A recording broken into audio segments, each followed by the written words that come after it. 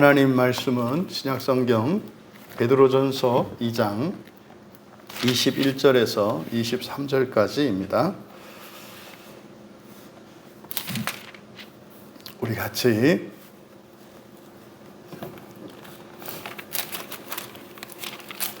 한 목소리로 함께 읽겠습니다.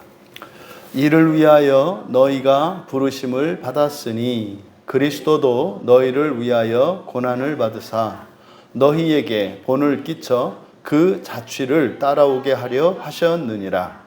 그는 그 죄를 범하지 아니하시고 그 입에 거짓도 없으시며 욕을 당하시되 맞대어 욕하지 아니하시고 고난을 당하시되 위협하지 아니하시고 오직 공의로 심판하시는 이에게 부탁하시며. 아멘. 그리스도를 따르는 부르심이라는 제목으로 말씀의 은혜를 나누고자 합니다. 부제를 달자면 최고의 인생을 위하여 이렇게 부제를 달 수가 있겠습니다. 이 베드로 사도의 이 말씀, 우리가 읽은 21절에서 23절의 말씀을 통해서 우리가 얻을 수 있는 유익, 인생을 무엇을 위해서 살아야 할 것인가, 어떻게 살아야 할 것인가, 인생의 최고의 목적이 무엇인가, 또 그리스도께서 왜 이 땅에 오셔서 사람으로 사셨는가, 이러한 내용들을 본문 말씀을 통해서 우리가 알 수 있습니다. 그리고 그리스도께서 사셨던 생애를 베드로 사도께서 요약하고 있습니다. 그러면 그리스도께서 그렇게 사셨던 이유가, 목적이 무엇이었는가, 이것을 분명히 밝히고 있습니다. 이 말씀을 통해서만도 우리가 예수님에 대하여 가지고 있는 오해들과 불확실한 그 지식들, 이것을 바로 정리할 수 있고, 예수님에 대해서 우리가 가지고 있는 많은 큰 오해 중에 하나가 무엇이냐면, 예수님과 우리를 전혀 다른, 질적으로 다르지만, 그러니까 예수님과 우리를 이렇게 분리시키려고 하는 생각입니다. 그리스도인들 안에 예수님과 우리를 분리시킨다고 하는 것은 예수님을 그냥 믿음의 대상으로만 생각하려고 하는 거예요. 그러니까 우리가 예배를 드리는 대상, 우리가 무언가를 이렇게 헌신해야 되는, 그래서 일방적으로 예수님은 우리에게 주시고 우리는 그것에 대해서 그 감사를 표시하는, 예배를 드리는, 그래서 예수님과 우리가 이렇게 일체가 되는 것이 아니라 예수님과 우리 사이에 있는 차이점, 물론 예수님은 하나님이시기 때문에 우리와 분명히 차별화될 수밖에 없는 신성이 있으시죠, 예수님께는. 하지만 성경에서 우리에게 가르치는 바 예수 그리스도에 대한 지식들은 예수님은 우리와 다르다. 역시 예수님은 우리를 뛰어넘는 분이시다. 우리는 역시 예수님의 발끝에도 미칠 수 없는 사람이다. 이것은 절대적으로 성경의 가르침에 목적하는 바가 아닙니다.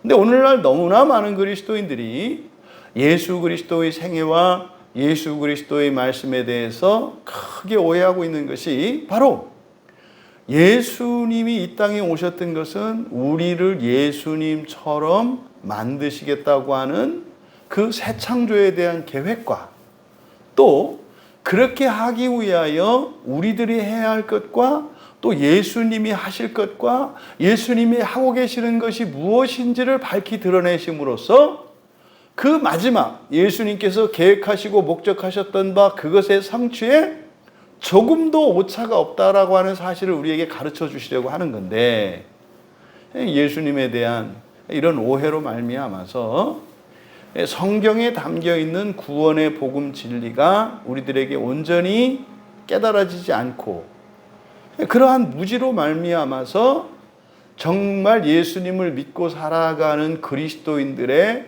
이렇게 신비롭고 영광스러운 인생을 살지 못하고 있는 것이 오늘날 우리들의 현실입니다.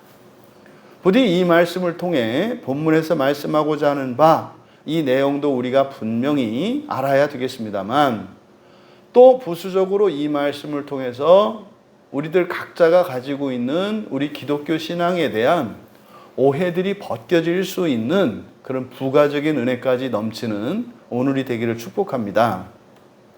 그럼 먼저 21절에서 이를 위하여 너희가 부르심을 받았다라고 하는 말씀, 사실 21절의 앞에 왜냐하면 이라는 접속사가 마찬가지로 여기도 생략되어 있습니다.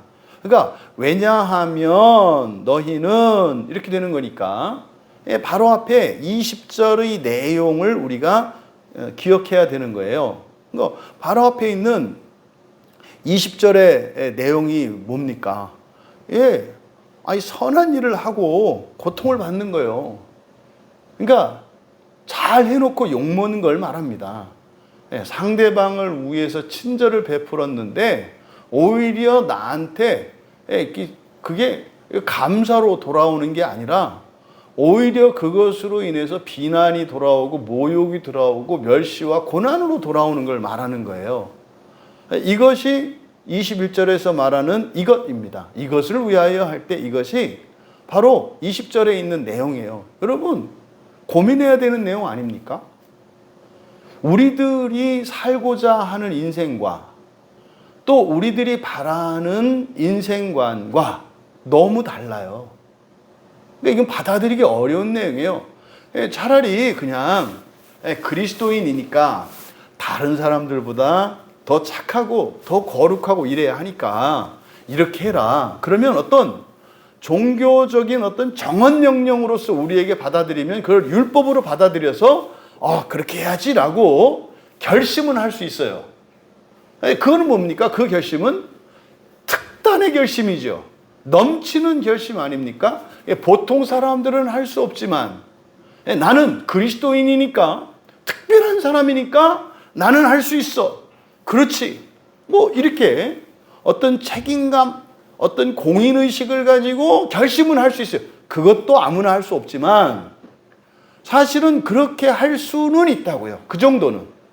그런데 21절에 이 말씀을 듣는 순간 20절에서 그래 내가 선한 일을 행하지만 그것으로 인해서 좋은 소리 듣는 게 아니라 오히려 그것 때문에 더 힘들어지더라도 그래 내가 할 거야 이렇게 결심했던 사람도 21절에 왜냐하면이라고 이어지는 이 말씀을 통해서 생각이 흔들려요.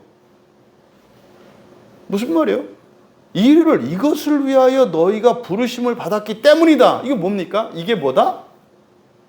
이게 정상이다라고 얘기를 하는 거예요. 이게 정상이다. 그럼 조금 전에 20절에서 내가 좀 참고 더 힘을 내서 여전히 이렇게 선한 일을 행하면서 살겠다라고 결심을 했었는데 21절에서 이게 특별한 일이 아니고 이게 정상이고 이게 그냥 일반적인 거야 라고 하는 이 말씀에서 우리의 이 거짓 감정이 이렇게 올라와야 되는 거예요. 반대로 그렇게 안 하면 어떻게 되는 겁니까? 정죄당하잖아요. 그럼 내가 근본도 몰랐다고? 이렇게 되는 겁니다. 그러니까 여러분 말씀의 의미를 천천히 깊이 그 뜻을 생각해 보면 그러니까 우리들의 삶과 내가 살아오는 인생과 전혀 상관없는 어떤 지식적인 경전으로 보았을 때 야, 참 역시 거룩하다 이렇게 해서 마치 영화 한 편을 보는 것 같이 말이죠. 나와 상관이 없는. 그럴 때는 말씀이 감동적이고 그럴 수 있어요. 그런데 말씀 앞에 나의 삶을 비춰놓고 말씀이라고 하는 성경이라고 하는 수술대 위에 나의 인생의 모든 것을 놓고 성령의 조명을 받으면 내가 난도질 당한단 말이에요. 여러분 지금 21세기로 일컬어지는 이 시대는 그냥 나를 위해서 살아가는 아주 극단적인 이기주의적 세계관이 세상을 지배합니다. 그러니까 모든 사람은 극단적으로 자기의 이익만, 자기의 즐거움만을 위해서 또 그 이익과 즐거움이라는 것도 가치 있는 것이든 뭐든 어떤 도덕적 판단이나 이런 것도 없어요. 기준도 없어요. 그냥 사실은 감정이죠. 그저 자기의 감정을 그때그때 순간적으로 만족시키는 것이 최고다 라는 게 지금 이 시대의 정신이거든요. 그래서요, 법도 없고 도덕도 없고 원칙도 없고 위아래도 없고 질서도 없고 아무것도 없어요. 여러분 아셔야 돼요. 지금 2023년인데 요때 2020년대의 한국의 역사는 역사의 이런 갈림길에 서 있는 시기예요. 여러분들이 10년, 20년, 30년 뒤에 가면 제가 드렸던 이 말씀의 의미를 여러분들이 생생하게 경험하게 되실 거예요. 그때 우리가 감사하다 이렇게 될 수 있기를 바랍니다. 그러니까 우리나라의 이 2020년대는 사실은 지금 엄청난 기회와 위험의 기로에 서 있어요. 지금 우리나라의 형편이 어떻습니까? 엉망진창입니다. 엉망진창. 모든 게 엉망진창이에요. 참도 거짓도 아무 의미가 없어요. 선도 악도 아무 의미가 없어요. 법과 불법도 아무 의미가 없어요. 질서 무질서도 아무 의미가 없어요. 그죠? 내 감정에 이끌려 살아가고 있는 시대거든요. 여러분, 지금 우리나라는 총체적인 혼란 속에 있어요. 그러니까 이거는요, 마치 하나님이 세상을 창조하시기 직전의 상태와 같아요. 모든 게 무질서와 흑암 속에 있어요. 그리스도인된 여러분, 진리 안에 계신 여러분, 여러분들의 지성을 더욱 발휘하시고 빛을 내셔야 되는 때라는 걸 잊지 마세요. 지금 이 시대는요, 정말로 위태로운 그런 시간을 지금 우리가 지나고 있다는 것, 이것만 기억을 하셔라. 이때 이 말씀이 주시는, 다시 말해서 인생의 목적이 무엇인지, 어떻게 살아야 하는 것인지, 무엇이 잘 사는 것인지 가르쳐 주시는 이 말씀이 여러분들에게 믿음으로 받아들여지고 그것을 여러분이 결단하고 살기를 기뻐한다면 이 나라에 소망이 있습니다. 이 나라는요, 무슨 대통령, 정치인, 경제인에 의해서 이 나라의 존망이 결정되는 거 아니에요. 여러분에 의해서 결정돼요. 여러분이 진리의 편에 서고 하나님의 말씀을 따라 살아간다면 이 나라에 소망이 있습니다.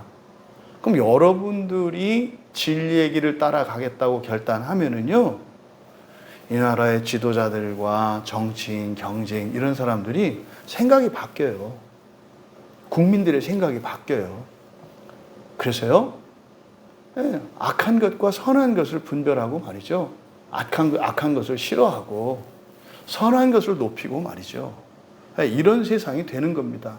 누누이 말씀드립니다만 그 나라와 민족, 그 시대의 존망은 이 교회에 달려 있어요.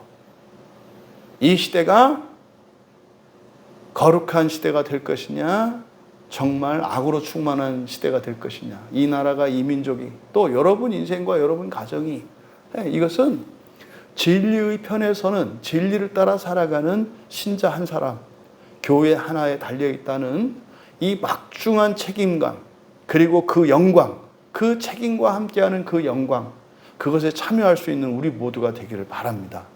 21절은 왜냐하면 너희는 이것을 위하여 부르심 받았기 때문이다, 이렇게 얘기를 해요. 그러니까 여러분들이 선을 행하되 그것으로 인하여 인정받지 못하는 것은 고사하고, 오히려 반대로 선을 행하면 행할수록 이렇게 고난을 당하는 일이 있는데, 바로 그것을 위해서 우리가 부르심을 받았다는 거예요. 그럼 여러분, 여기서 부르심 받았다는 게 뭡니까? 부르심 받았다, 그러니까 태어난 걸 말해요. 1차적으로는 여러분이 이 세상에 태어난 거, 생일이 있으시잖아요. 그죠? 여러분이 이 세상에, 이 시대에, 이 나라, 이 민족, 여러분의 가정에서 태어난 그게 부르심이에요. 그럼 여러분, 하나님의 부르심에 부족함이나 실수가 있을까요? 없을까요? 이렇게 질문을 하면 하나님의 부르심에 실수가 있을까요? 없습니다. 그래요. 그럼 이제 반대로 질문해요. 여러분 인생에 대해서 여러분이 태어난 가정, 시대, 환경 거기에 불만족이 있으신가요? 없으신가요? 그러면 없어요 라고 대답해야 되거든요. 조금 전에 하나님께서는 실수가 없어요. 그러면 여러분의 인생에 조금도 부족한 게 없으시오? 그러면 아멘 이래야 되는데 부족한 거 너무 많아요. 하나님 실수가 있나? 없어요. 이게 무슨 말? 한 입으로 두 말을 하잖아요. 그러니까 솔직히 말하라니까. 하나님의 부르심에 문제가 있다고 얘기를 하든지 아니면 여러분 인생이 정말 부족함이 없다고 믿든지. 그러니까 두 생각을 가지고 살아가니까 매일 헷갈리는 거예요. 그러니까 못 누려요. 어떻게 하라는 게 아니에요. 일단 내가 무엇을 믿고 어떤 생각을 갖고 있는지 일단 알아라. 그러니까 내가 어디에 있는지 내가 누구인지를 알아야 어디로 갈지를 알죠. 근데 언제는 이랬다, 언제는 이랬다 그러니까 제자리에서 뺑뺑뺑뺑뺑 돈단 말이에요. 여러분 다시 한번 물을게요. 하나님의 부르심에 부족한 게 있을까요? 없어요. 잊지 마세요. 없어요. 누군가가 부족함이 있다고 생각했다면 자기가 지금껏 살아왔던 인생의 어떤 부분에 이런저런 핑계 때문에 내가 원하는 인생을 못 살았다는 생각을 가지고 있을 거예요. 틀렸다고요. 틀렸다고요. 우리가 죄 가운데 있을지라도 하나님은 우리가 원하는 인생을 살아갈 수 있도록 부족함 없도록 모든 준비를 다 해주셨어요. 그럼 뭡니까? 내 인생이 지금 마음에 안 들어. 원인이 뭐예요? 내 목표가 잘못되었던 거예요. 잘못 산 게 아니라요, 여러분. 목표가 잘못되었다고요. 그러니까 사람들이 그러죠. 사람들한테 물어봐요. 부자 되고 싶으십니까? 가난한 사람 되고 싶으십니까? 다 부자라고 말을 해요. 근데 대부분 부자 되고 싶은 사람 거의 없어요. 근데요, 착각해요. 내가 부자가 되고 싶다고 원하는 것으로 착각해요. 부자가 되고 싶은 사람은요, 부자가 돼요. 여러분이 부자가 아니십니까? 부자가 되기를 원하지 않은 거예요. 그러니까 목표를 바꿔야지 뭘 어떻게 하면 여러분 부자 되고 싶지 않은데 부자 되는 방법을 아무리 공부해 보세요. 되나? 안 돼요. 목표를 바꾸셔야 된다니까요. 목표를. 그러니까 지금 여기서 하나님이 이 부르심은 1차적으로 우리가 태어난 것, 육체적인 출생을 말하는데 이거는 하나님이 우리를 부르신 거라고요. 하나님이. 그래서 하나님이 부르셨고 우리가 부르심을 받은 거니까 거기에는 부족함이 없다. 이걸 잊지 마셔야 된다고. 두 번째로 부르심은 영적인 출생, 이게 중생이라고도 하고 거듭남이라고도 하죠. 이걸 우리가 이렇게 형식적으로는 예수님을 믿고 세례를 받는 거죠. 그러니까 여기서 부르심은 그런 겁니다. 그러니까 내가 태어난 이유, 태어난 목적, 그리고 내가 예수님을 믿은 이유, 믿은 목적, 이걸 말하는 거예요. 그럼 여러분 착잡해져야 돼요. 아니, 내가 태어난 이유가, 내가 예수님을 믿은 이유가, 또 그 목적이 뭐라고? 나는 착하고 선하게 사는데 그것 때문에 욕먹고 박해를 받는 거라고? 여러분 이런 인생을 살고 싶으세요? 그런 거 여러분이 회사에서요 다른 사람들보다 일찍 새벽같이 출근해서 죽으라고 일하고, 네? 퇴근 시간 끝나고 나서도 여러분들이 남아서 일을 죽으라고 해. 그런데 욕먹어. 그렇게 살고 싶으냐니까요. 그러니까요, 이게 굉장히 받아들이기 어려운 말씀이에요. 왜냐하면 이것을 위하여 너희가 부르심을 받았기 때문이다라는 말이. 그러니까요. 이런 말을 교회에서 할까요? 안 할까요? 안 하죠. 이런 말을 하면 어떻게 될까요? 사람들이 교회 올까요? 안 올까요? 안 오죠. 모세의 얼굴에 빛나던 그 영광이 뭡니까? 하나님의 말씀이고요. 그러니까요. 그래서 모세가 어떻게 했다고요? 얼굴을 가렸다고요. 그럼 모세가 그때 얼굴을 가린 게 오늘날 우리들로 말하면 뭡니까? 성경 말씀을 가리는 거예요. 지금 여러분 축하합니다. 여러분이 이제 예수님 믿고 이제 그리스도인이 되셨는데 이제 여러분들은 말입니다. 앞으로 선한 일만 추구하라고 하세요. 그런데 그것 때문에 엄청 고생하실 거예요. 이게 그리스도인이에요. 이렇게 얘기해요? 교회에서요? 안 하잖아요. 착하게 사세요. 열심히 사세요. 하나님께서 복을 주실 겁니다. 네, 맞죠? 맞죠? 여러분이 성실하고 정직하고 열심히 예수님을 믿고 기도하고 의지하고 살면 복을 주셔요. 근데 그거는 성경에서만 말씀하는 걸까요? 아니에요. 그는 모든 도덕과 철학에서 모든 종교에서 똑같이 하는 말이에요. 그거는 사실은 일반 계시죠. 일반 계시, 일반 은총의 일반 계시죠. 누구나 다 하는 말이에요. 정상적인 사람이라면. 근데 성경은 일반 계시가 아니라니까요. 성경은 특별 계시라니까요. 그런 줄 알아요. 그러면 그 특별 계시는 뭡니까?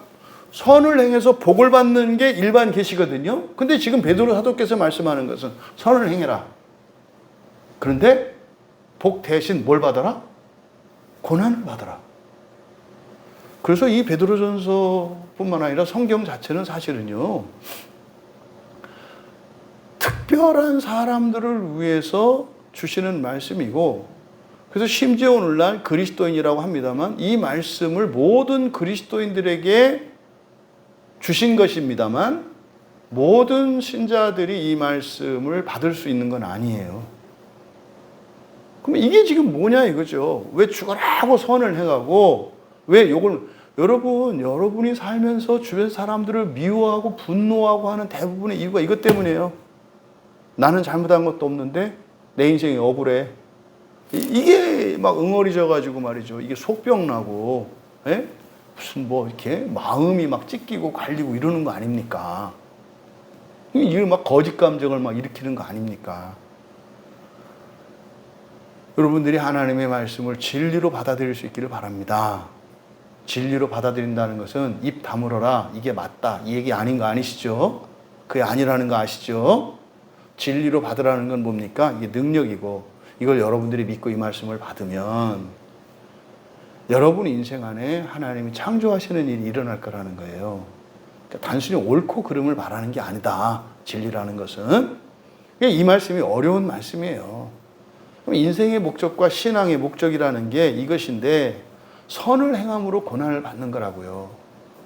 그러니까 여러분, 선을 행함으로 고난받으면 현실 세계 속에서는 어떤 일이 일어날까요? 선을 행하지 말아야 되겠구나. 그렇죠? 선을 행하면 고난을 받으니까. 이 고난의 원인이 선을 행하는 거잖아요. 그러니까 선을 행하지 않으면 고난이 없어지잖아요. 그럼 여러분들이 신앙생활 하던 여정 속에서 한번 여러분들을 이렇게 되짚어 보세요. 또 여러분 주변에 있었던 많은 분들을 보세요. 선을 행하면, 선을 행한다는 게 좋은 일을 하는 거니까 좋은 일을 한다는 것은요, 일을 안 하기보다는 일을 하는 거잖아요. 그럼 보세요. 교회 일을 생각해 볼까요? 교회 일을 하면 어떻게 돼요?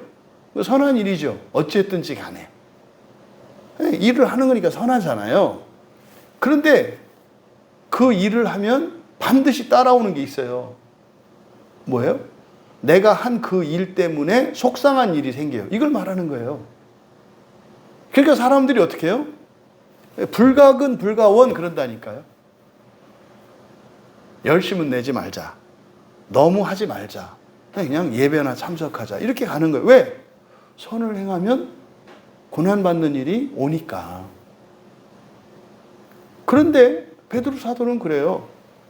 너희는 이것을 위해서 부르심을 받았기 때문이다. 그러니까 그거 그냥 당연한 거고 정상이다. 너희들이 선한 일을 행했다 해서 고난이 생겼을 때 뭐 억울하니 뭐 왜 이러니 누구 때문이 이런 얘기 하지 말라는 거예요. 원래 그런 거다. 왜 그래요? 너희이기 때문에. 너희이기 때문에.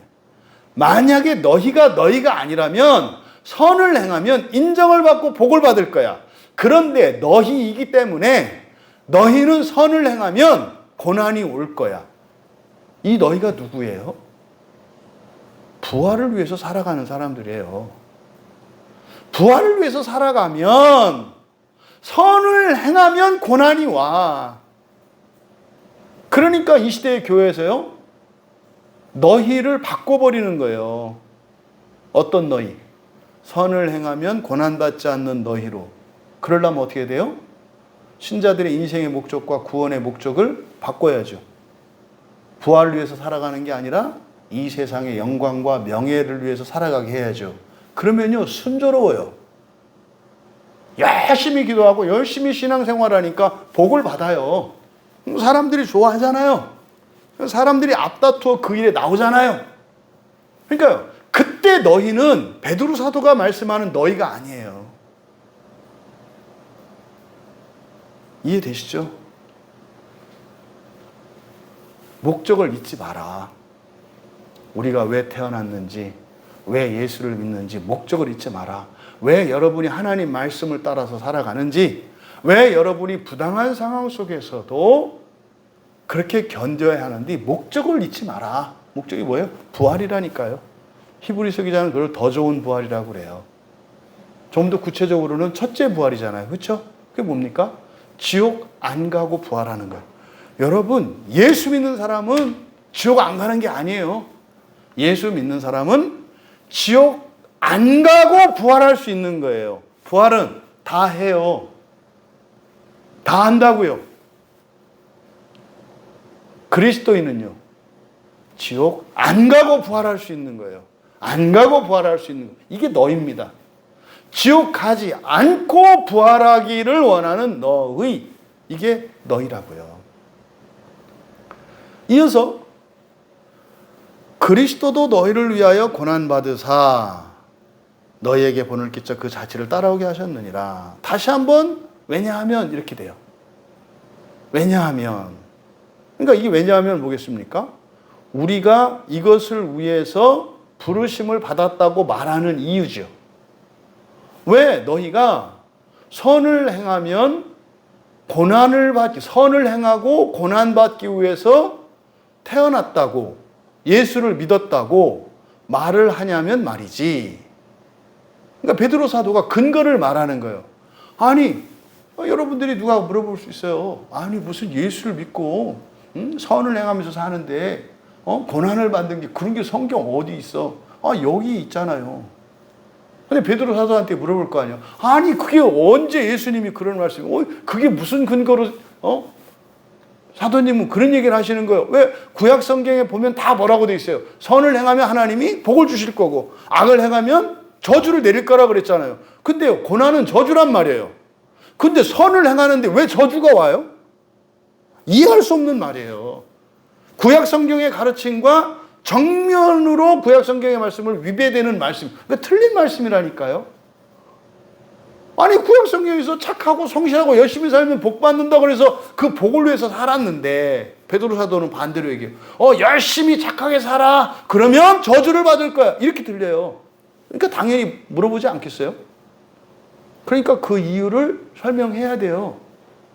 그 뒤에서 설명을 하는 겁니다. 그래서 그리스도도 부르심을 받았다. 요 사이에 왜냐하면이 생략됐어요. 왜냐하면, 그러니까 뭡니까? 내가 왜 선을 행하고 고난을 받기 위해서 태어났다고 말하냐면, 그 근거가 뭐냐면, 그러니까 이거 내 생각이 아니야. 이거 하나님의 말씀이야. 이걸 설명하려고 하는 거예요. 그래서 그 뒤에, 왜냐하면 그리스도도 너희를 위하여 고난을 받으사 너희에게 본을 끼쳐 그 자취를 따라오게 하셨다. 이게 이유예요. 왜? 첫째 부활을 위해서, 다시 말해 지옥에 가지 않고 부활하기 위해 살아가는 사람들은 선을 행하되 그것으로 인해서 고난을 받는 것이라고 내가 말을 했냐면 예수님 때문이야 라고 말한 거예요. 예수님 때문이야. 그러니까 뒤에 있는 내용을 그대로 직역하면 그리스도도 너희를 위하여 거다가 이렇게 뒤에 너희에게 본을 끼쳐. 여기 이제 이 앞에 오는 내용으로 봐야 돼요. 이게 이제 먼저 듣기만 하세요. 그리스도도 너희를 위하여 본을 남기시면서 고난을 받으셨기 때문이다. 그래서 뒤에 본을 끼쳐 거기를 이렇게 선으로 그서 자르세요. 그 자취를 따라오게 하셨느니라. 거기를 따로 자르시고 너희에게 본을 끼쳐 라고 하는 것을 끼치면서, 그러니까 본을 남기면서 끼치면서 고난을 받으셨기 때문이다. 그럼 여기서 너를 위하여 본을 남기시면서 고난을 받으셨기 때문이다. 그럼 여기서 본이라고 번역한 이 단어가 피포 그라미모스라는 말이에요. 이게 무슨 말이냐면 요즘에는 그런 게 없는데 옛날에 집사님들 옛날 우리 국민학교 다닐 때 습자지 아시죠? 습자지. 그렇죠? 예, 습자지가 그림 따라 그릴 때 밑에가 투명하게 비치니까 습자지를 어렸을 때 많이 썼잖아요. 예, 그림 위에다 습자지를 놓고 이렇게 따라 그려요, 이렇게. 예, 그리고 그걸 가지고 색칠하고 그러잖아요. 지금은 이제 그걸 사본을 이렇게 노트나 책으로 팔아서 이렇게 할 수 있게 하지만 옛날에는 어떤 그림을 그리고 싶으면은 습자지를 대고 이렇게 따라 그렸단 말이에요. 그렇죠? 그러니까 여기서 본이라고 번역한 게 바로 이 휘포그라미모스라는 게 그런 겁니다. 아래에 쓴 거, 그러니까 사본이라는 뜻이에요. 베껴 쓴 것, 사본 이런 거거든요. 그러니까 본을 남기셨다라고 할 때 여기다 휘포라는 말을 써요. 휘포. 그러니까 휘포그라미모스. 그러니까 뭐냐? 그러니까 예수님이 사셨던 삶이 여러분 밑에 두셨대. 이게 뭐 하라고? 습자지를 대고 따라서 그리라고. 여기서 지금 본이라고 번역된 말이 그런 의미예요. 그러니까 예수님의 모든 행적은 우리에게 본이 되기 위해서 하신 거라는 거예요. 그러니까 뭡니까? 그대로 따라서 하라고. 그러니까 예수님이 사셨던 목적은 예수님이 하고 싶은 대로 사신 게 아니라 뭐 하신 거예요? 우리가 따라서 해야 되는 것을 하셨다고. 그러니까 더 잘할 수도 있었고, 더 많이 하실 수도 있었고, 더 놀라운 가르침도 주실 수 있었어. 그런데 예수님이 하신 것은 우리를 그대로 따라서 하라고 하셨다는 의미를 담고 있는 게 본이라는 뜻이에요. 이게 본이라는 말이에요. 그래서 여기다가 본을 끼쳐 그랬잖아요. 끼치다라고 하는 말도 휘포라는 말을 써요. 그래서 휘포 림파노. 이게 림파노 리페인데 아래에 남겨두다 이런 뜻이에요. 그러니까 예수님의 삶을 딱 두시고 우리의 인생을 습자지로 놓고 우리 인생이라고 하는 시간과 공간을 습자지로 놓고 우리가 그것을 어떻게 해요? 따라서 쓰게 하셨다는 거예요. 이게 본을 끼쳐라고 하는 말의 의미예요. 그러니까요, 하나도 예수님의 행적과 우리들과 상관이 없는 것은 하나도 없어요. 이해되시죠?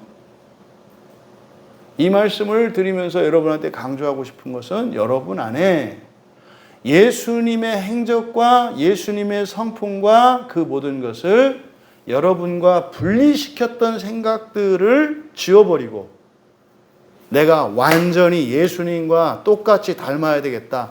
새로운 목표를 세우시기를 제가 촉구합니다. 여러분의 목표는 예수님이셔야 해요. 대충 예수님이 아니라 어떻게 해요? 완전히 똑같은 예수님. 인생의 목표를 바꾸시라고요. 우리가 부활에는 신이 되어 이 세상 사는 동안은 그러면 그 부활을 위해서 살아가는 인생길이 두 갈래 인생길이 있어요. 지옥을 거쳐서 진짜로 완전히 새롭게 그냥 되는 그런 길이 있고, 하나는 인생을 사는 동안 인생을 살면서 그것으로 완전히 그냥 지옥과 상관없이 부활할 수 있게 되는 두 가지 길이 있어요. 그럼 베드로 사도는 뭐라고 하는 거예요? 완전히 예수님을 닮기 위해서 사는 것. 이걸 목표로 살라는 거예요. 그러면요, 어떤 일이 일어나요? 어느 정도 수준에 이르렀느냐, 이건 아니에요. 목표를 완전히 예수 그리스도를 닮는 것에 둬라. 그래서 예수님이 그렇게 사신 거다. 이렇게 말씀을 하는 거예요. 그래서 너희를 위하여, 그러니까 너희를 위하여 본을 남기신 거다. 그러니까 예수님이 사셨던 모든 행적은 우리를 고려하신 거라니까요. 더 하시려다가 그렇게만 하신 거라니까요. 그러니까 모든 예수님의 행적은 다 계산되어 있는 거예요. 우리가 계산되어 있는 거예요. 우리가 따라할 수 있도록 따라해야만 되는, 하지 않으면 안 되는, 그리고 할 수 있는 그것을 예수님이 삶으로 사셨다는 거예요. 이게 너희를 위하여 본을 끼쳤다. 너희를 위하여 본을 끼쳤다.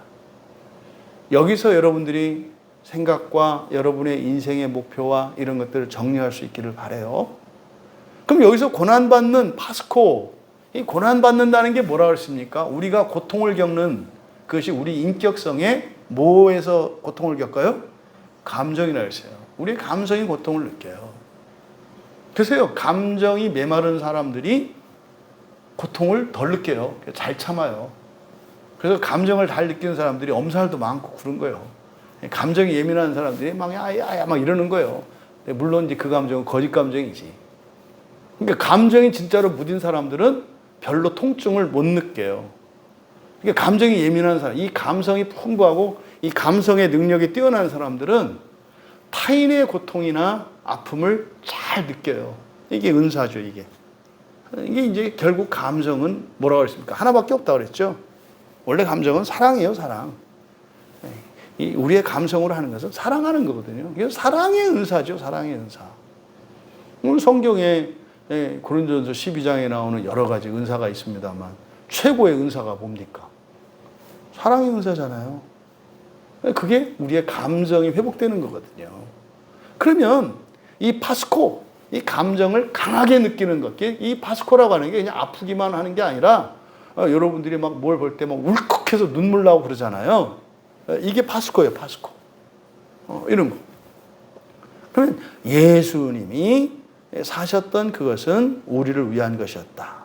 우리를 위한 것이었기 때문이다. 그러니까요, 예수님이 그렇게 사셨으니까 그렇게 되는 게 뭐하다? 당연하다. 예수님이 우리를 위해서 그렇게 하지 않으면 안 되는, 그리고 우리가 할 수 있는 그것을 예수님이 본으로 사셨기 때문에 그게 우리의 삶인데, 그게 뭐라는 거예요? 예수님이 그랬지 않느냐 이 말이에요. 병 걸린 자 병 고쳐주고, 귀신 들린 자 귀신 쫓아주시고, 구원의 길을 가르쳐주시고, 잘못 알고 있는 이들을 바로잡아 주셨는데 선을 행하셨잖아요. 근데 어떻게 해요? 뭐 이단이네, 귀신 들렸네, 범죄자네. 그래서 결국엔 십자가에 못 박혀 죽으셨잖아요. 그리스도인들이 자꾸 예수님이 고난당했으니 나는 고난당하지 않을 수 있다는 망상을 해요. 이건 망상이죠, 망상. 여러분, 부모가 자녀들에게 어떤 것을 베풀어 줘야 되는지를 여기서 교훈을 얻는 거예요. 오늘날 대부분의 부모들이 이런 생각하죠. 내가 고생했으니 이 아이는 고생하지 않기를 바라고, 그래서 고생하지 말라고 집도 사주고 차도 사주고 다 사주죠. 그러면 이 아이는 어떻게 되겠어요? 그 부모처럼 안 살겠죠. 망나니로 살겠죠. 예수님의 모본을 통해서 부모와 가르치는 자들의 삶이 어떠해야 되는지를 알 수 있는 거예요. 선을 행하면서 고난을 받는 그것을 보여주셔야 돼요. 그러니까 무슨 말입니까? 부모가 자녀들한테 사랑을 베풀고 잘해주지만 투덜거리고 불평불만을 받는, 이게 부모의 삶이에요. 돈이 있지만 안 줘. 안 줘. 왜요? 너도 이렇게 돈을 모을 수 있는 그런 사람이 돼야 하니까. 근데 내가 그냥 돈을 막 주면 이 아이는 거저로 갖다 쓰는 걸 배우잖아요, 인생을. 그럼 이 아이의 인생은 완전히 망가지는 거예요. 누군가의 도움을 받으면서 살아가는 인생이니까. 돈이 없어서 안 주는 게 아니라니까요. 있어도 그렇게 하면 안 된다니까요. 그러니까 지금 예수님의 삶이 그랬기 때문에 우리들도 당연히 그런 거야. 왜? 예수님이 지상에 오셔서 사셨던 이유는요, 지옥에 가지 않고 부활할 수 있는 길을 가르쳐 주시기 위한 거였어요. 구원이라고 하는 건, 예수님이 말씀하는 구원은 영생의 구원이잖아요. 지옥에 가지 않고 부활하는 구원이에요. 또 그렇게 하셨는데 고난받으셨기 때문이다. 그리고 뒤에 그 자취를 따라오게 하셨느니라 이렇게 되어 있는데, 그래서 너희가 그의 발자취를 그대로 따를 수 있게 되었다 이렇게 되는 거예요. 그러니까 예수님이 본을 남기신 게 뭐라 그랬어요? 우리가 하지 않으면 안 되는 것, 우리가 할 수 있는 것이라 그랬죠. 그러니까 우리가 할 수 있게 됐다 이 말이에요. 그럼 몰랐기 때문에 못했는데 가르쳐 주셨단 말이에요, 정확하게. 그러니까요, 우리가 그렇게 할 수 있다 없다? 있다. 그럼 여러분 여기서 자취를 따라오게, 이 자취가 발자국입니다. 자취라고 번역한 이 단어가 이크노스, 이게 발자국이에요, 발자국. 그럼 여러분 눈길을 눈 위를 걸으면 발자국이 이게 생생하게 역력하게 딱 찍히잖아요. 그러니까 예수님의 삶을 눈 위에 찍힌 발자국으로 생각을 하시라고. 그래서 우리가 그 발자취, 그러니까 예수님의 발자국 위에 우리 발을 포개는 거예요. 그런데 뒤에 따라오게 하셨느니라, 따라가다. 이 아콜루테오가 따라가다라는 말이거든요. 아콜루테오가. 근데 그 앞에다가 따라가다라는 말 앞에 에피라는 말을 붙였어요. 에피. 그래서 그냥 따라가다 이렇게 하면 안 돼요. 에피라는 말을 붙였기 때문에. 그럼 뭐라고 해야 되겠어요? 그대로예요. 그대로라고, 그대로, 똑같이. 그러니까 너희가 그의 발자취를 그대로 따를 수 있게 되었다. 그러니까 예수님이 눈 위에 발자국을 남겼는데 우리가 해야 되는 목표는 뭐라고요? 예수님이 밟았던 그 발 위에 이렇게 밟을 때 옆에 눈이 무너지면 안 된다 이 말이에요. 그 안에 폭 쌓여야 된다 이 말이에요, 이렇게. 그래서 어떻게 해요? 내가 예수님의 발자국을 밟고 지나갔는데 뒷따로 오는 누군가가 나 때문에 예수님의 발자국이 이게 틀어지고 넓혀져서 다른 길을 밟으면 안 된다 이 말이에요. 이게 우리가 성경과 사도의 전통을 말하는 거예요. 사도는 뭐 했던 사람이에요? 예수님의 특별히 부르심을 받은 제자들인데요. 사도들이, 이게 베드로 사도는 지금 여기서 우리에게 사도는 어떤 사람들인지를 가르쳐 주는 거예요. 그러니까 사도는 어떤 사람들이에요? 예수님의 발자국을 하나도 무너뜨리지 않고 그 위에 그대로 걸었던 사람들이라는 것을 우리가 알 수 있죠. 그럼 우리도, 교회도 어떻게 가야 되는 거예요? 그거를 해치면 안 돼요. 근데 지금 역사 속에서는 어떤 일이 일어나요? 예수님이 발자국이 이렇게 찍혀 있는데 어떤 고약한 놈들은 신발을 거꾸로 신고 이거를 거꾸로 찍어. 그러니까 예수님이 가시는 방향과 다른 방향으로 가게 해. 그러지 않겠어요? 발자국, 예수님 발자국이 찍혔는데 어떤 사람이 요 앞끝을 약간 이렇게 비껴 밟은 거예요. 그러면 그 다음 사람은 또 여기서 또 조금 비껴 밟아요. 그 사람 또 비껴 밟아요. 그럼 나중에는요, 예수님이 가신 그 방향을 잃어버리겠죠. 우리가 신앙생활을 잘해야 되는 첫 번째 이유는 우리가 지옥 가지 않고 완전한 부활, 첫째 부활에 임하기 위한 거고요. 두 번째로는 우리가 틀어지면 우리 뒤따라오는 사람이 어떻게 해요? 업어서 죽어요. 이 책임은 크단 말이에요. 그러니까 교회 역사 속에서는 이렇게 마귀가 자꾸 야 어떻게 그대로 찍냐, 대충 찍으면 되지, 이게 마귀가 계속 속삭이는 거죠. 그래서 어떻게 해요? 조금씩 옆에 가는 거예요. 이게 로마교회 천주교회가 나중에는 완전히 엉뚱한 방향으로 갔잖아요. 그러니까 하나님께서 그 시대에 속한 주의 종들을 택하고 부르셔서 방향 잡으라고 알려주셨잖아요. 그래서 다시 어떻게 해요? 예수님의 발자국을 드러낸 거 아니에요. 그래서 우리가 종교개혁의 전통을 따라서 교회가 가고 있는 개신교잖아요. 천주교라고 하는 것은 이렇게 가고 있는 거예요. 예수님의 발자국인데 수많은 교황과 교부들이 이렇게 엉뚱한 데 찍었어. 바른 길을 가다가 엉뚱한 길을 찍어서 이렇게 가고 있다 이 말이에요. 종교개혁을 일으킨 이유가 방향이 잘못됐다. 예수님이 밟으신 발자국과 전혀 다른 발자국이다. 모양은 비슷하게 생겼지, 방향이 잘못됐어. 와야 돼. 이게 오직 성경이라니까요. 그럼 이 사람들은 부활 못할까요? 한다니까요.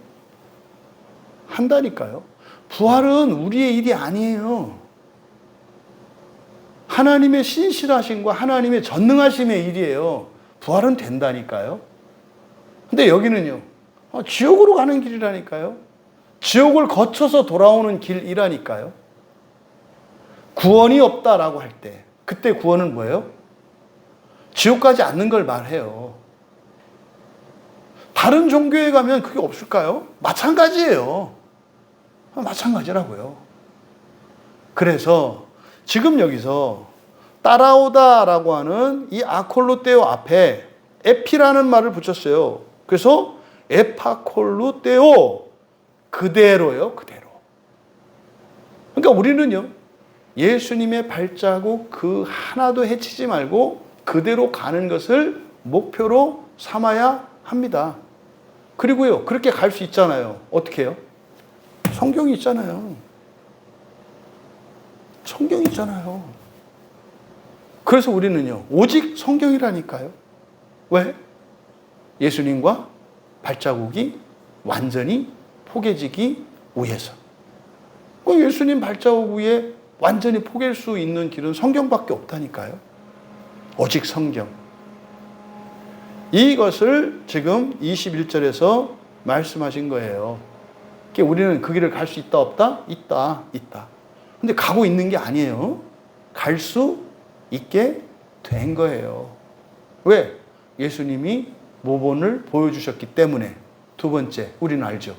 성령을 보내주셨기 때문에. 우린 또 더 알죠. 성경을 주셨기 때문에. 이것이 성령의 뜻인지 아닌지 성경을 통해서 분별하고, 성령께서 우리의 능력이 되어 주시고, 도울 자를 보내어 주시고, 예수 그리스도께서 하늘에서 이 세상을 통치하시며 하늘의 천군 천사들을 보내어 주셔서 방해하는 이 사탄과 그의 천사들을 맞서 싸워 이겨 주시니까 우리가 그 길을 갈 수 있다는 거 알죠. 지난주는 우리 광야 교회가 또 이렇게 성숙하는 아주 중요한 한 주였습니다. 지난 한 주는. 되게 마음도 아프고 또 고생도 했고 이랬습니다만, 어쨌든 이 광야 교회의 목사된 저로서는 돌아보아서 굉장히 우리 교인들이 대견스럽고 자랑스럽고, 그리고 감사하고, 그리고 그 고난을 승리한 그 이후에 우리 교회 안에 부어진 그 하나님의 승리와 이 교회의 성장과 성숙, 그 진전에 대해서 또 무척 기뻐합니다.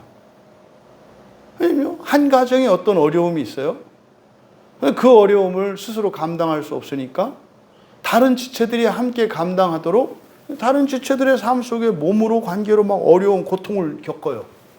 그게 사실은 짐을 들어주는 거거든요. 뭔지도 모르지만. 근데 그 가정이 놀랍게 회복된 거예요. 그냥 혼자 알아서 된 게 아니라 뭐예요? 모든 교회가 교인들이 함께 참여해서. 그러니까요, 아프고 힘들었던 사람들도 아, 이게 그런 거였구나. 그 영광의, 이게 고난의 결단이거든요. 그 다음에 또 나 그렇게 해야지. 이게 고난의 결단이에요. 아, 내가 아프고 힘들어서 아, 이렇게 해서 누군가가 그 절체절명의 위기 속에서 그 함정의 나락으로 떨어지지 않고 거기서 기사회생해서 날아올랐다고 기쁜 일이잖아요. 그러니까 여러분들이 누누이 말씀이야. 일상생활 속에서 여러분들에게는 뭐 특별한 어떤 변화도 없는데 몸이 힘들고 마음이 힘들고 이상한 일들이 생기고 그러면은 딱 뭘 떠올리라고 그랬어요? 아, 우리 가족이나 우리 지체들 가운데 누군가가 나한테 도움을 청하는구나. 그러면 지금 힘든 상황이 짜증나는 순간이고 누구 때문이야? 이렇게 막 그냥 책임자를 찾는 게 아니라 뭐예요? 견뎌주는 거죠. 그리고 주여, 내가 이 불편함을, 이 아픔을 견딜 수 있도록 힘을 주시옵소서. 왜? 은혜가 필요하잖아요. 그죠? 그러면 내 마음이 편안해지고 내 삶이 정돈이 돼. 은혜가 임한 거잖아요. 그러면 거기에 은혜가 임한 줄 믿습니다. 거기가 해결이 돼요. 이게 교회로 살아가는 거라니까요. 여러분은 예수님의 발자취를 따라 완벽하게 예수님처럼 살아갈 수 있다는 것을 믿으시고 그것을 목표로 세우시기 바랍니다. 그것을 베드로 사도는 선을 행하며 고난을 받는 삶이라고 말씀한 거예요. 지옥 안 가고 더 좋은 부활을 위해서 가면 이렇게 되는 거야. 왜 그러냐고? 예수님 봐봐. 예수님이 보여주셨잖아. 그런 거라고. 예수님이니까 그렇게 당한 게 아니라 우리에게 보여주시기 위해서 참으신 거야. 만약에 우리에게 보여주시지 않고 예수님이 그냥 예수님 능력으로 살았다면 십자가에 안 박히죠. 그냥 벼락을 내려서 다 때려 죽이시죠. 하늘에 불을 내려서 싹 태워버리시죠. 왜 했다고요? 근데 그렇게 하면 그건 우리가 따라서 못해요. 예수님이 하나님의 능력으로 사시면 우리가 그걸 따라서 못한다니까요. 누구나 다 따라서 할 수 있는 것을 행하신 거라고요. 구체적으로 22절부터 뒤에 이어지는 24절 상반절까지 예수님이 그러면 어떻게 사셨는가? 예수님이 남기신 그 발자취가 무엇인가? 이것을 이제 구체적으로 4가지로 정리하고 있어요. 이 4가지는 그러니까 여러분이 지옥 가고 싶지 않고 지옥 가지 않고 부활하고 싶다면 이렇게 하시면 돼요. 그러니까요, 지옥 안 가는 방법이 여기 나와 있어요. 베드로 사도께서 이걸 말씀해 주시는 거예요. 명확하잖아요. 내가 믿음이 있으면 가고 믿음이 있으면 안 가고 믿음이 없으면 믿나 안 믿나 맨날 헷갈리고 이러지 마시고 이 4가지 베드로 사도께서 주신 이 그리스도의 모범, 이 모범은 뭐라고요? 지옥 가지 않고 첫째 부활에 참여할 수 있는 그 길을 정확하게 가르쳐 주신 거예요. 얼마나 귀해요. 이렇게 여러분 잊혀지겠습니까? 이게 잊혀지겠어요? 잊을 수가 있어요? 잊혀지면 다시 보지 않겠어요? 그때 내가 지옥 가지 않을 수 있는 길을 베드로전서에서 가르쳐 줬는데 생각이 안 나네. 다시 보지 않겠어요? 그런 거예요. 나에게 필요한 거고 소중한 거고 절대적인 거니까 내가 외우고 왜 안 외워지면 다시 보고 이런 거지. 그냥 뭐 이렇게 마음에 드니까 외우고 이런 거 아니에요. 첫 번째가 뭡니까? 그는 죄를 범하지 않으셨다. 두 번째, 그 입에 거짓도 없으시다. 세 번째, 욕을 당하실 때 맞대어 욕하지 않으셨다. 네 번째, 고난을 당하실 때 위협하지 않으셨다. 24절은 다섯 번째, 친히 나무에 달려 그 몸으로 우리 죄를 담당하셨다. 이렇게 다섯 가지, 그러니까 24절까지 하면 다섯 가지로 우리에게 가르쳐 주고 계세요. 그러면 여기에 제시되어 있는 이것은 뭐 하는 거다? 그리스도인은 이렇게 살라는 게 아니에요. 뭐 하고 싶으면 이렇게 살아라? 지옥 가지 않고 부활하고 싶다면 이렇게 살아라. 그러니까요, 분명해요.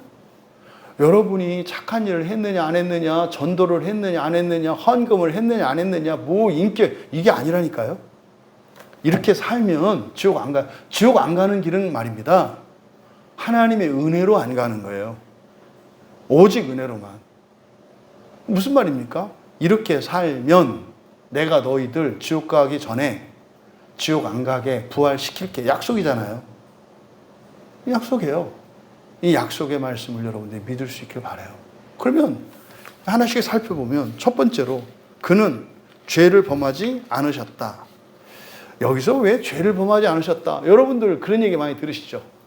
예수님은 죄를 범하지도 않으셨는데 십자가에 달리셨고 이런 얘기 많이 하잖아요. 그는 죄는 없으시나? 본체 하나님의 아버지의 영광과 권능이 똑같은데 여기서 죄 없다는 얘기를 많이 하잖아요.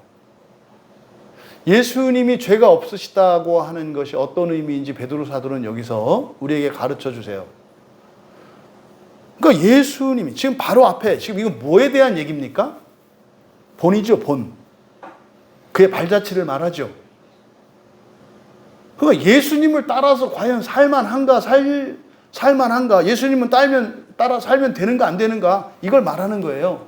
그러니까 그는 죄가 없다. 죄는 뭐의 반대말이라고요? 죄의 반대말 의라 그랬죠. 그러니까 죄는 불완전, 의는 완전, 이렇게 이해하시라고 그랬어요. 존재론적으로 완전한 것을 의롭다, 존재론적으로 불완전한 것을 죄 있다, 이렇게 얘기한단 말이에요. 그럼 그는 죄를 범하지 않으셨다. 범하다, 행하다요, 행하다. 그러니까 죄를 범하지 않았다는 것은 뭡니까? 예수님이 사셨던 모든 행적에는 부족함이 있다, 없다? 없다는 뜻이에요. 완전하다 이 말이에요. 그렇게 하면 된다 이 말이에요. 그래서 죄 없다는 게 너희들은 왜 이렇게 죄를 져? 예수님은 죄를 안 짓는데, 이 얘기가 아니에요. 이 얘기가 예수님이 죄가 없다는 얘기는 예수님의 말씀과 예수님의 행적은 완벽한 거니까 그렇게만 하면 돼. 예수님 죄 없다는 말이 그런 의미예요. 그래서 뭐다? 절대적으로 신뢰할 수 있는 모범이다 이 말이에요. 예수님이 죄가 없으시다는 말의 의미는 뭐라고요?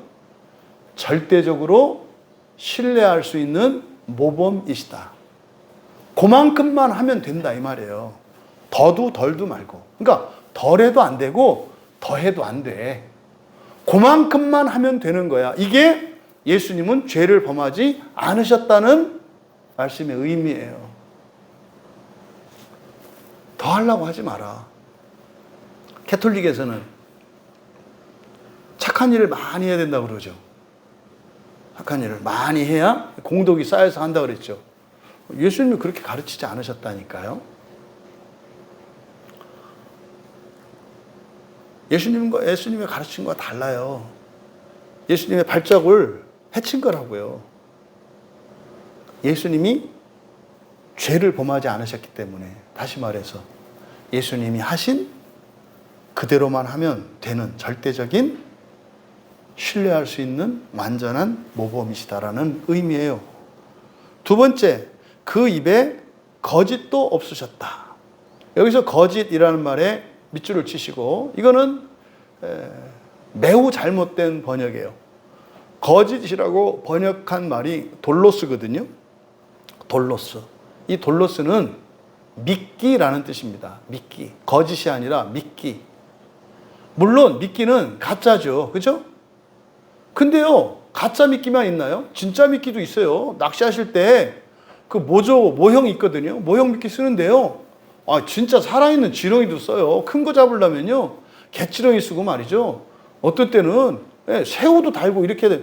새우가 가짜입니까? 여기서는 그 얘기가 아니에요. 여기서 그가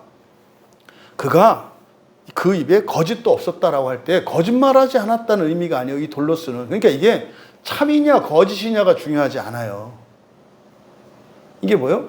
믿기냐 아니냐 이 말이에요. 믿기라는 게 뭡니까? 여러분, 범죄자들이 자기의 목적을 위해서 막 뇌물 주죠. 그 돈이 가짜인가요? 진짜 돈 주잖아요. 누가 거기다가 이렇게 종이다가 써가지고 100만 원 이렇게 주면은 그거 갖고 진짜 돈을 주지 누가 가짜 돈을 줘요. 그러니까 여기서 예수님이 거짓이 없다. 그러니까 이런 말들이 본문의 의미를, 그러니까 지옥 안 가는 얘기인데 이상하게 만들어 놓는 거죠. 그러니까 거짓말하면 뭔가 이 말도 안 되는 얘기를 하는 거죠. 그러니까 여기서 예수님이 베드로 사도께서 이 돌로스라고 하는 말을 한 의도는 뭐냐면 그대로 직역하면 이렇게 됩니다. 그의 입에는 속임수가 발견되지 않았다. 그러니까 이제 미끼가 발견되지 않았다. 근데 이 미끼는 뭐겠습니까? 자기 목적을 위해서 도구로 사용하는 거죠. 그러니까 예수님이 우리에게 주신 모든 교훈은 우리와 상관없이 예수님 자기만의 어떤 목적을 위해서 하신 게 아니다 이 말이에요. 이해되세요? 여러분들이 범죄자들이 자기 뜻을 이루기 위해서 뇌물을 주잖아요. 뇌물은 불법한 돈이죠.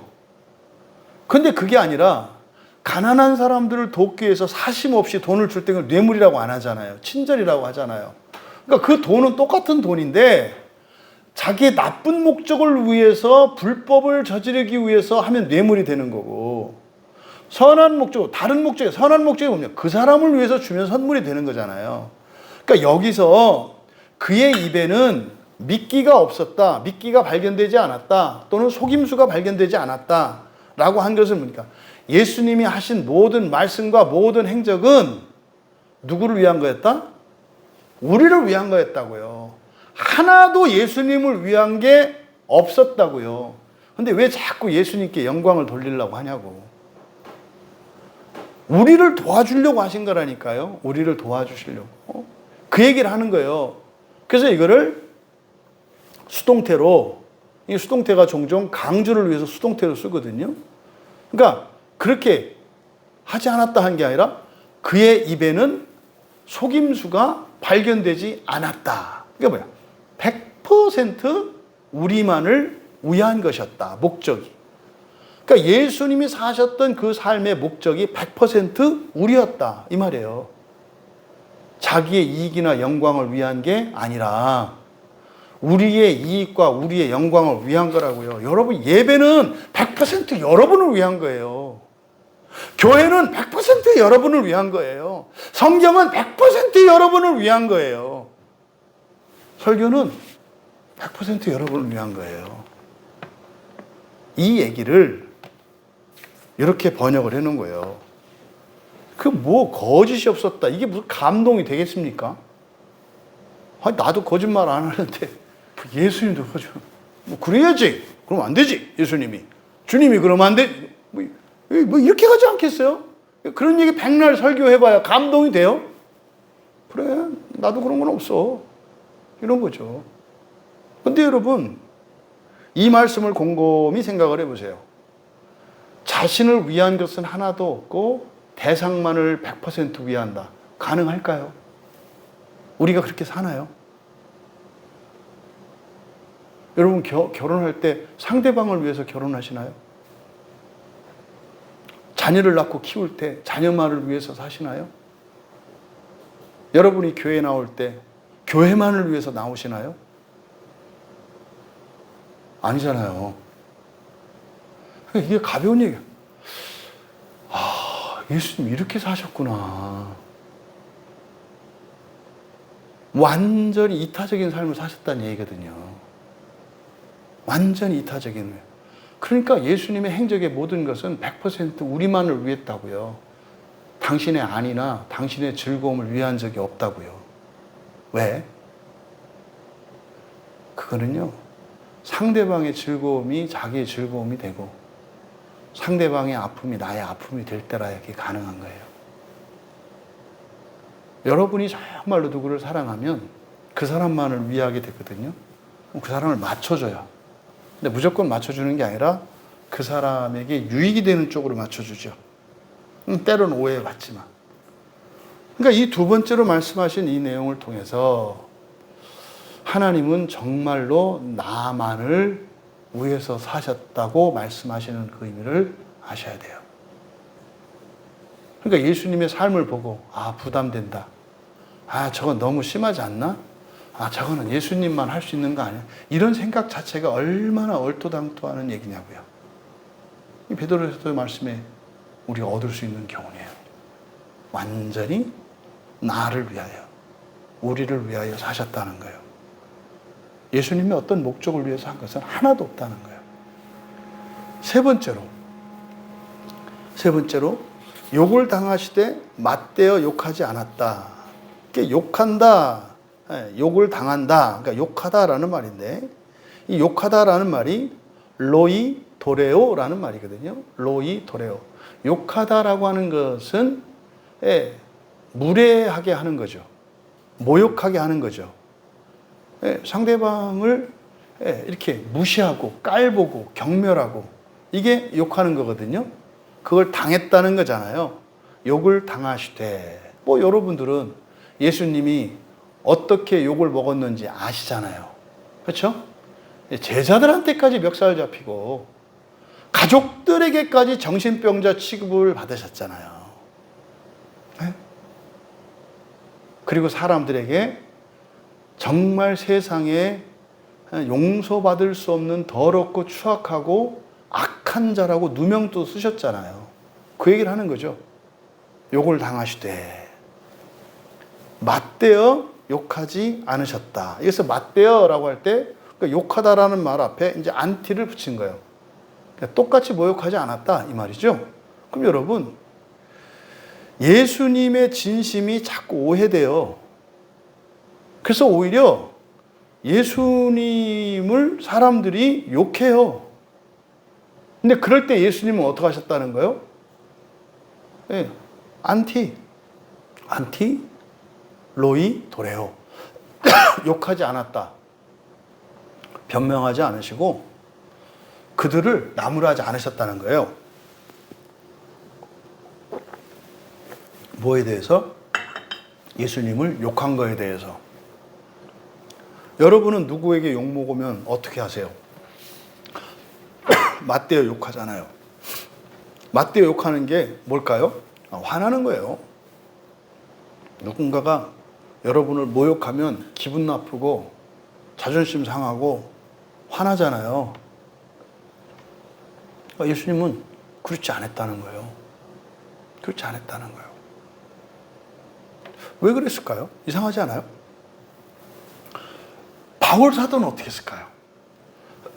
바울 사도는 모욕을 당할 때 이렇게 변증도 안 하고 설명도 안 하고 그랬나요?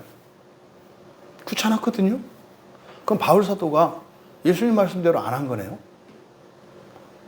왜 예수님은 맞대어 욕하지 않았다 그랬는데 왜 바울 사도는, 또 다른 사도들도 왜 다른 사도들은 예수님처럼 하지 않고 왜 대응을 했을까? 이제 가만히 생각을 해보니까 예수님은 모범이 되기 위해서 사셨어요. 모범이 되기 위해서 사셨다고. 사도들은요? 사도들은 모범이 되기 위해서 살았을까요? 그렇게 생각하는 분들이 많아요. 어떤 사람도 모범이 되기 위해서 사는 사람은 없어요. 사도와 예수님의 차이가 이거예요. 예수님은 모범이 되기 위해서 사셨기 때문에 그렇게 하셨어요. 근데 사도들은요, 모범이 되기 위해서 산 게 아니라 뭐 하기 위해서 살았어요? 예수님을 전하기 위해서 사는 사명자였죠. 진리를, 부활의 진리를 전하는 사명자이기 때문에 전하는 진리가 잘못 왜곡되고 이렇게 하면 거기에 대해서 대응을 해야 돼요. 근데 예수님은 뭐라고요? 모범이 되기 위해서 사셨기 때문에 안 하셨다 이 말이에요. 근데 사도들은 그렇게 한다고. 그러면 우리는 어떻게 해야 되겠습니까? 이런 부당한 대우를 받았을 때 예수님의 모범을 따라서 살아야 되겠죠. 그렇죠?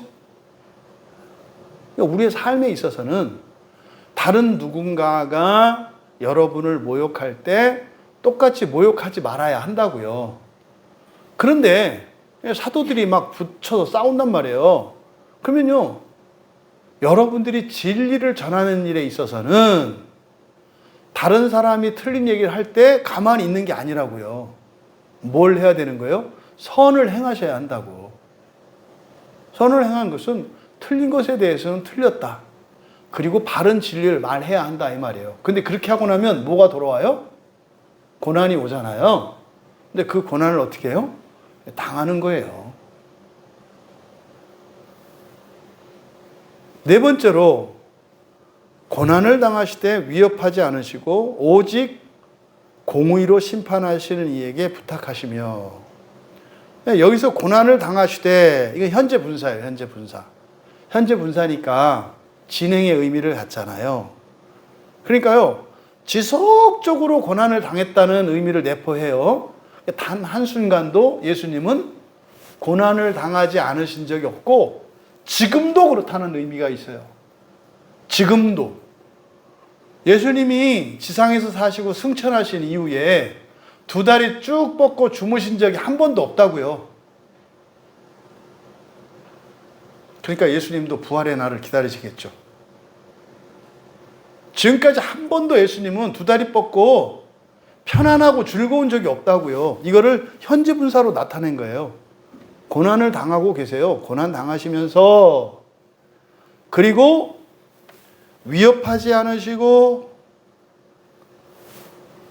부탁하시고, 전 미완료 시제로 돼 있어요. 위협하지 않으시고 부탁하시고, 미완료 시제로 돼 있어요. 미완료 시제는 이것도, 이게 영어에서는 완료 시대거든요. 현재 완료. 그러니까 과거에서 지금까지예요. 과거에서 지금까지. 그러니까요, 지금까지 예수님이 위협하지 않으신대요.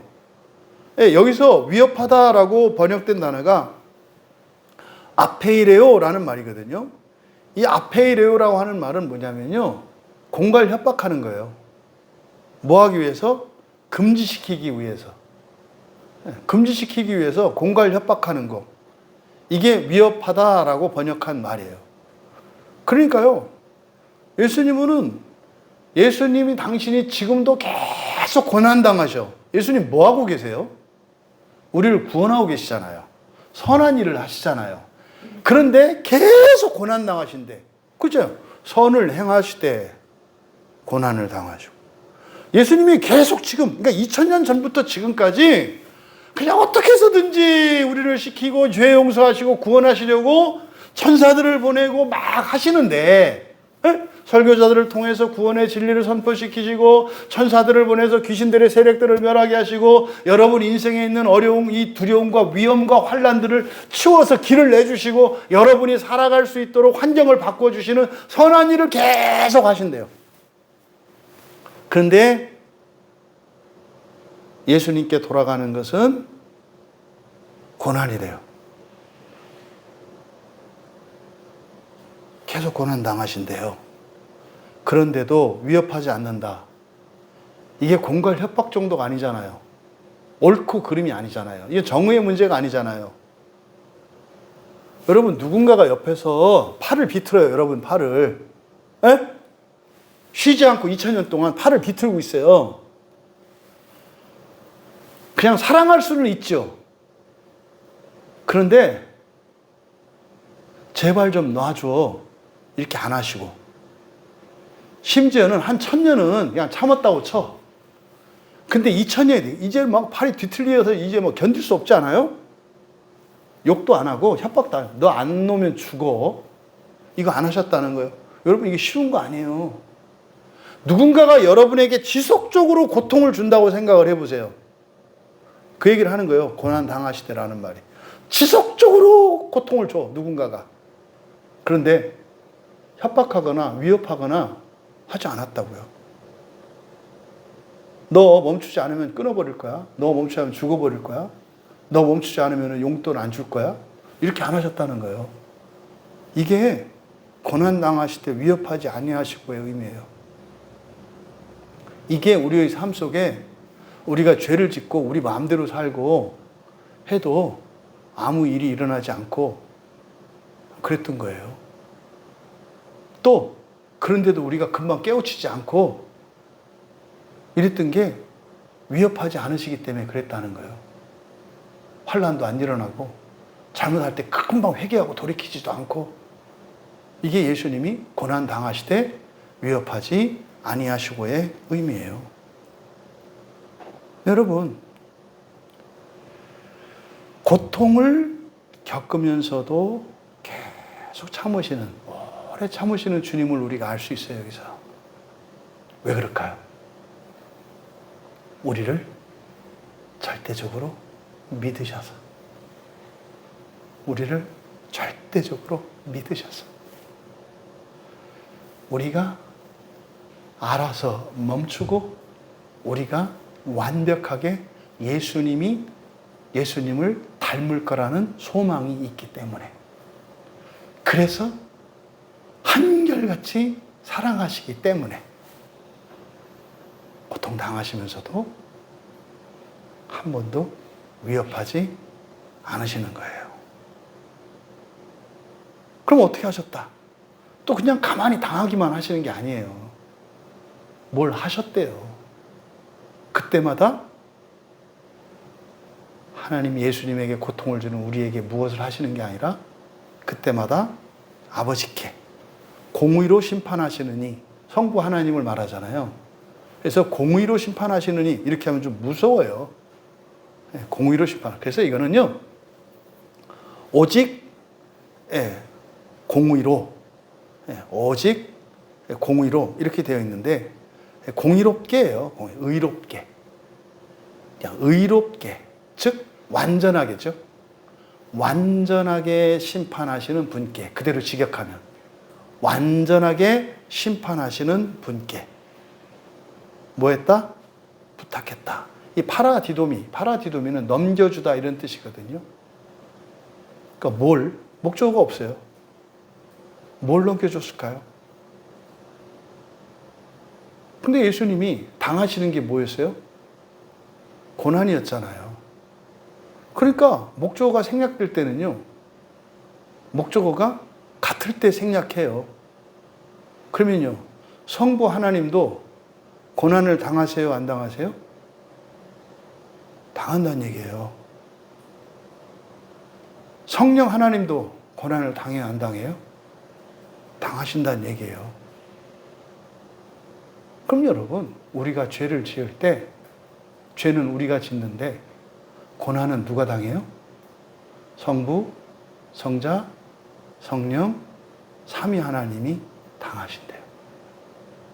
이 말씀을 하신 이유는 위협하지 않는 분이 예수님만, 성자 하나님만 그러신 게 아니라 성부 하나님도 성령 하나님도 그렇게 하지 않으신다는 거예요. 뭐 하기만 기다려요?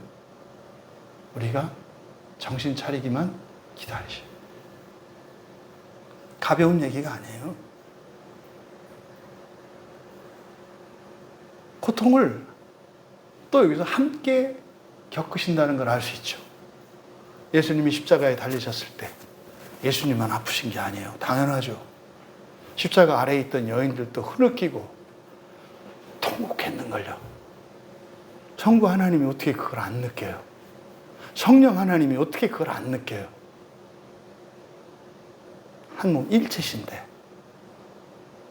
여러분들이 첫째 부활을 위해서 살아가면 점점점 그 하나님의 고난에, 그 고통에 참여하시게 돼요. 하나님의 아픔에 점점 참여하시게 된다고요. 그래서 죄를 미워하게 돼요. 그리고 죄 가운데 있는 이들을 보고 그들을 정죄하기보다는 그들로 인해서 하나님이 겪는 고통을 느껴요. 그래서 어떻게 해요? 이거를 빨리 없애야 돼요. 그래서 어떻게 해요? 선을 행해요.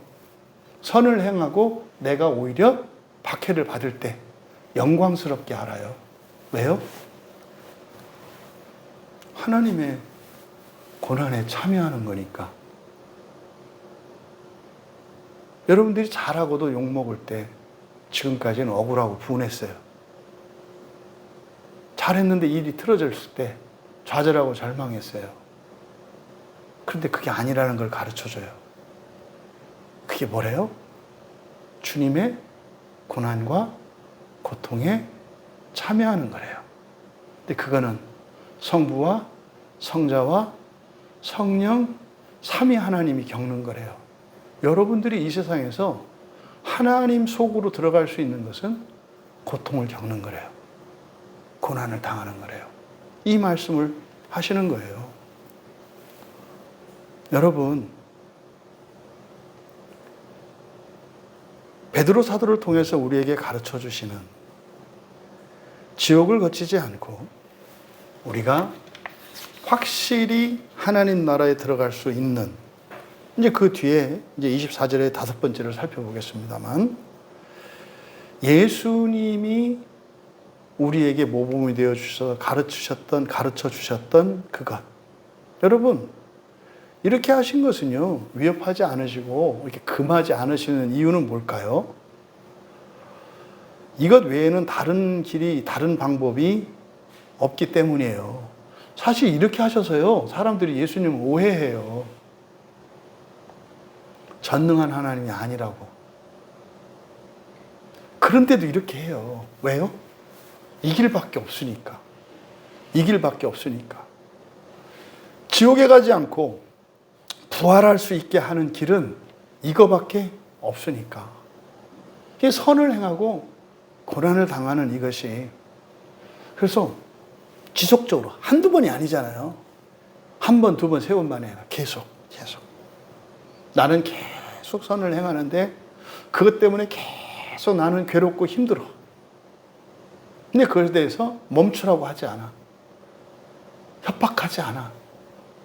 그냥 당해. 대신 그걸 누구한테 돌려? 성부께. 무슨 말이에요? 하나님과 함께 그 고난에 참여하는 거죠. 아, 하나님이 함께 겪는 거구나. 여러분,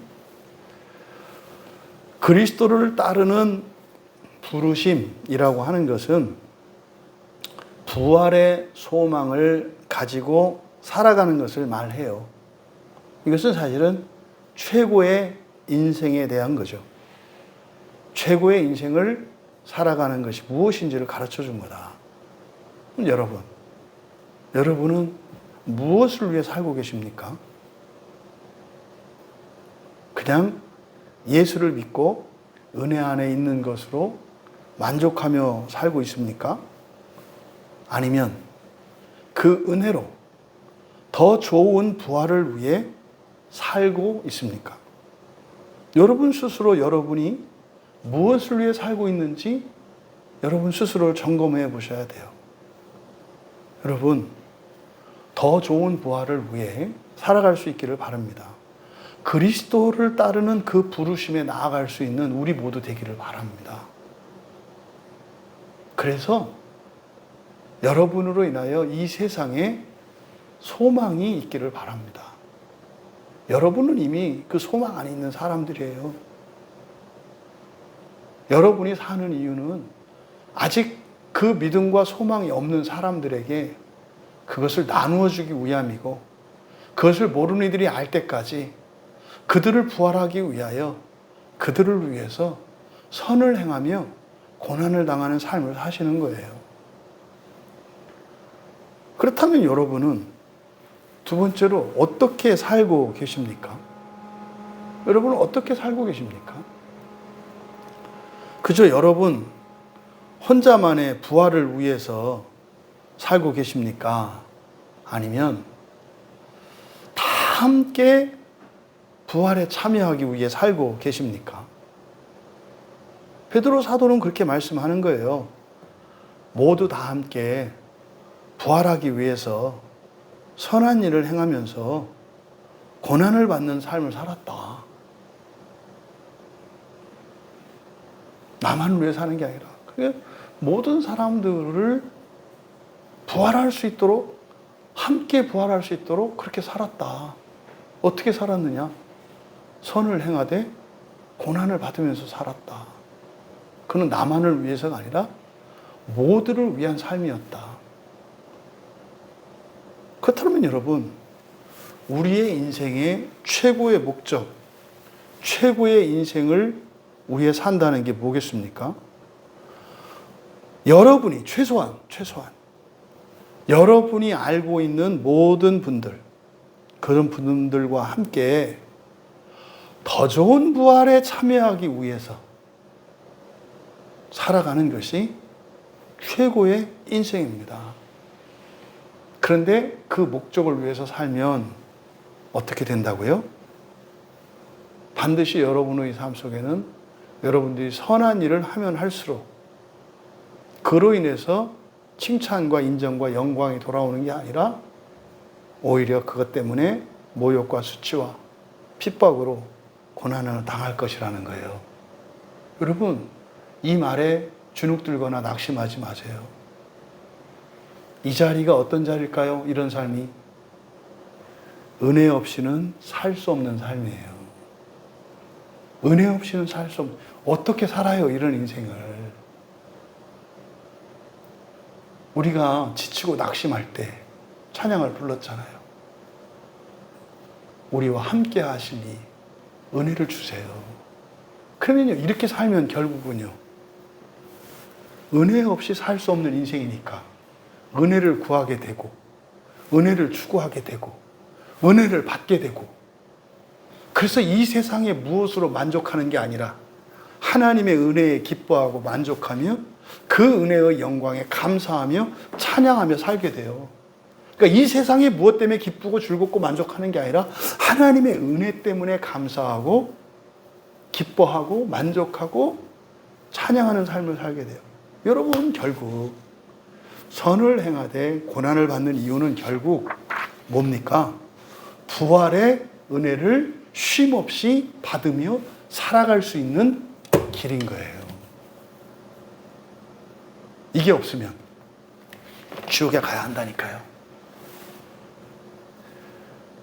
그리스도를 따르는 이 부르심, 그 최고의 인생을 여러분들이 기뻐하며 결단하며 참여할 수 있기 바랍니다. 거기에는 약속이 있어요. 뭐가요? 하나님의 은혜가. 그러면 거기에는 우리가 하나님의 은혜를 구하며 살게 되는 일, 여러분이 막 노력하고 하는 게 아니에요. 성경을 저절로 보게 되고요. 여러분이 기도 저절로 하게 되고요. 여러분들이 그냥 예배의 자리를 사모하게 되고요. 예배의 자리에 나오면은 은혜가 막 폭포수와 같이 부어지고요. 왜 은혜가 안 되냐고요? 왜 성경이 안 봐지냐고요? 왜 기도가 안 되냐고요? 복받기 위해서 선을 행하고 사람들의 인정과 이 세상의 영광을 위해서 살아가니까 은혜 없어도 되잖아요. 은혜는 지옥에서 끌어올리는 게 은혜예요. 부디 은혜의 삶을 살아갈 수 있는 그 길을 가르쳐 주신 베드로 사도의 말씀이 여러분들에게 위로가 되고 용기가 되고, 그래서 지금까지 살았던 삶을, 능가하는 삶을 살아갈 수 있기를 주님의 이름으로 축원합니다. 우리 말씀을 생각하며 기도합시다. 여러분, 정말 우리 모두 최고의 인생을 목표로 살아갈 수 있기를 축복합니다. 함께 기도할 때, 주여, 최고의 인생을 목적으로 살게 하옵소서. 은혜 아니면 살 수 없는, 또 은혜가 마르지 않는 그런 인생을 살기 원합니다. 베드로 사도께서 주신 이 5가지 이 삶의 규칙을 따라 살아가는 것은 바로 이 세상적으로는 은혜 받으며 살게 하는 길인 것을 알겠습니다. 주여, 나의 힘과 은혜 힘과 나의 능력으로가 아니라 은혜로 살아갈 때 지옥과 상관이 없는 더 좋은 부활의 약속이 있음을 믿습니다. 하나님, 이 길에 사랑하는 모든 이들이 함께하기를 원합니다. 우리 같이 기도합니다.